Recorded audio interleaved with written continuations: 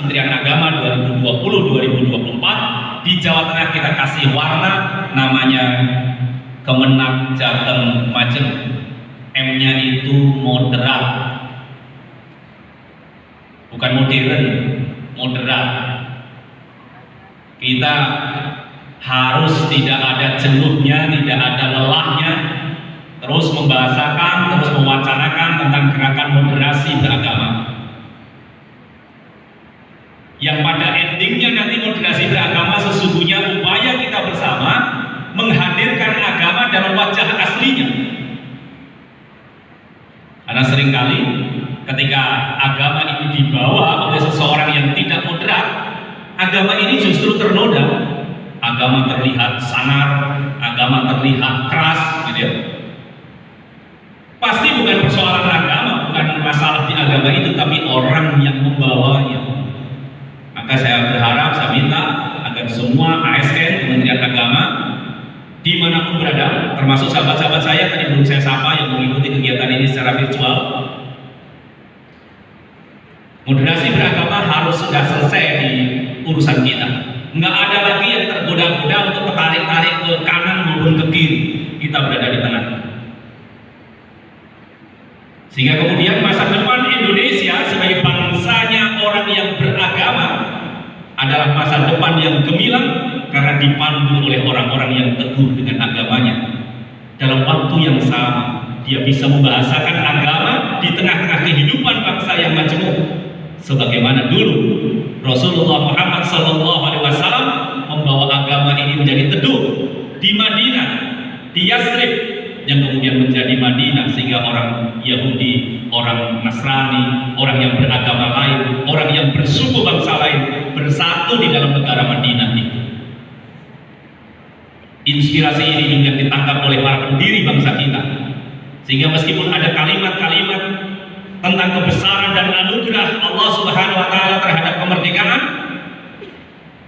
para pendiri kita memilih kata rahmat, bukan yang lain, atas berkat rahmat Allah yang Maha Kuasa.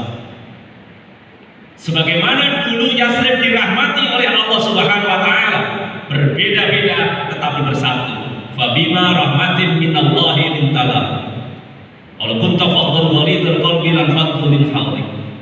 Fa'fu anhum wastaghfir lahum wasawirhum fil amr.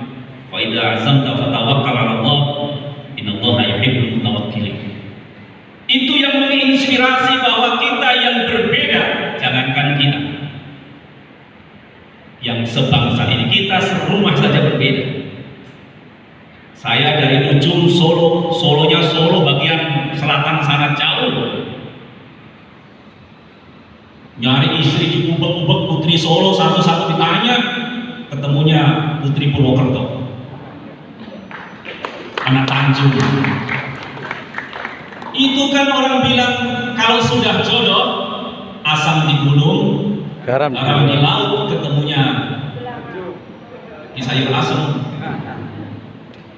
Itulah kenapa di agama kita berkeluarga yang berbeda itu sebutannya tidak hanya sakinah, mawaddah, tapi juga atas berkat rahmat Allah. Yang berbeda itu bersatu, saling membantu, saling mencinta. Atas berkat rahmat Allah, Madinah menjadi madani, bertamadun, berbudaya. Atas berkat rahmat Allah, Aceh sampai Papua bersatu. Clear, negeri ini diwariskan oleh orang-orang yang faqih, orang-orang yang paham dalam agama. Moderasi beragama selesai di urusan kita. Tinggal kemudian ketika arus informasi ini masuk, tarikan kesana sini masuk, kita ingin teguh menjaga ini agar bangsa kita, umat beragama di Indonesia ini tidak ketarik-tarik pada hal-hal yang sifatnya ekstrim, apakah itu ekstrim ke kanan maupun ekstrim ke kiri.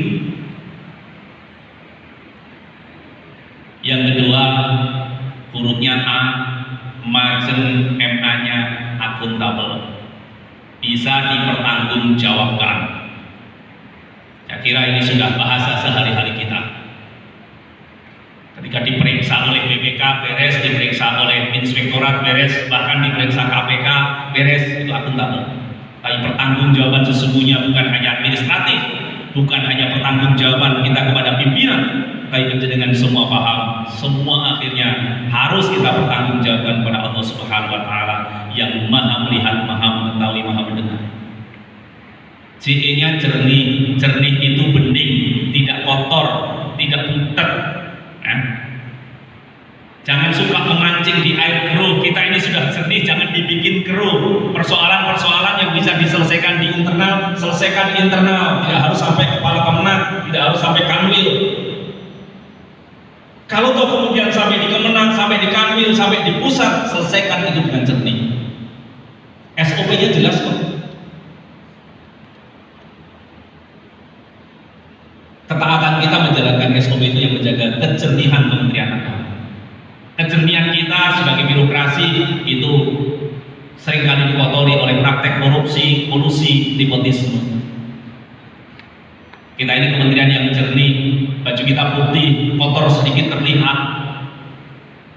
Tapi selain itu, selain soal KKN, satu yang juga saya tidak bosan-bosan untuk ingatkan adalah kasus asusila. Apa? Pelanggaran susila. Dan ini kadang-kadang masih terjadi.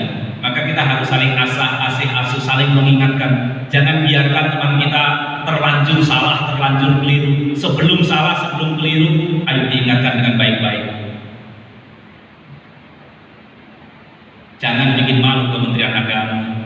Jangan bikin malu madrasah. Jangan bikin malu Islam.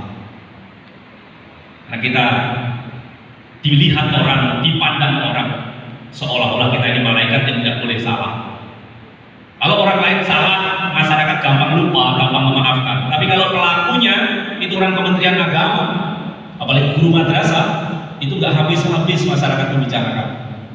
Kasusnya selesai dibicarakan, masih koma, belum titik. Begini, koma. Kalimat berikutnya itu yang bikin nyesek. Padahal guru madrasah loh itu. Masih ada kalimat kayak begini. Nah, bagian dari itu kita jernihkan semua yang ada di kementerian ini, di Kanwil Kementerian Agama dan seluruh Kementerian Agama se-Jawa Tengah, termasuk madrasah-madrasah, sehingga kemudian semua mendapatkan kepastian dalam hal pelayanan. Dan yang terakhir, NG-nya ngayomi, harus bisa ngayomi semua. Kementerian Agama harus hadir untuk semua, seluruh bangsa Indonesia dan seluruh tumpah darah Indonesia. Kementerian Agama harus hadir di tengah-tengah kegelisahan, kebutuhan masyarakat, sehingga semua merasa terayomi karena hadirnya Kementerian Agama. Kita mulai dari lingkungan kerja kita sendiri-sendiri.